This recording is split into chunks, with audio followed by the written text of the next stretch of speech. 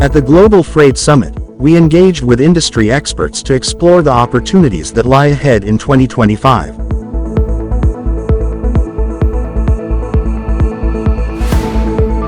We see more and more of air cargo being popular, the use of multimodal transport.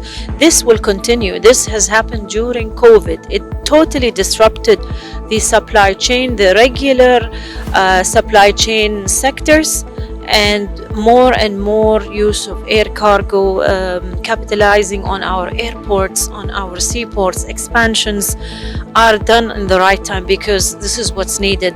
And because we're small, we're very agile as a country, and we can use this as an opportunity and capitalize on that. When you're looking at it from a process and software and business as your own, as you tend to do, you always maximize the use of it. But you don't always tend to find out, like, how do I help my partner, my supplier, my service provider? And from a service provider, how do you help your customer and their service providers, right? And I think that's also because they don't have access to that data. And I think that's the key point that we're trying to provide, because there's so much noise out there. That's one of the things that we're really finding out when we're trying to unify, even just schedules and routing, things that should be a lookup. It's almost like trying to solve a math problem. There is the market trends that are still mainly driven by the e-commerce boom, and the impact, I think, is still having a big impact on how freight forwarder works and how they manage their business. There is also the tariff that we are all expecting from US that will probably change a lot of the dynamics.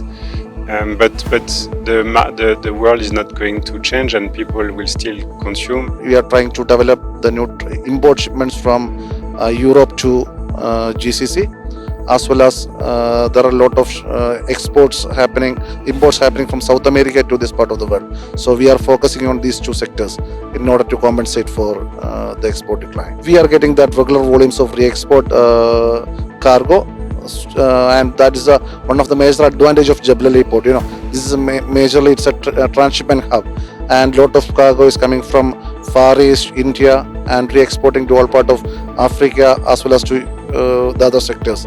So still that continue in a stable for us, the re-export volume being in a stable situation, but only in terms of export only we find a decline. It's not only about ocean shipping, but also the air freight industry has seen an upsurge. So there's a lot of demand in the world at the moment. If you see on the long haul routes out of Asia into the Middle East, also out of Asia into North America or into Europe, we've seen a surge in cargo, also in cargo pricing overall. So that's also I would say, some sort of a disruptor where we need to make sure we advise our customers with the right information to make sure they choose the right mode of transport for their cargoes to be shipped to.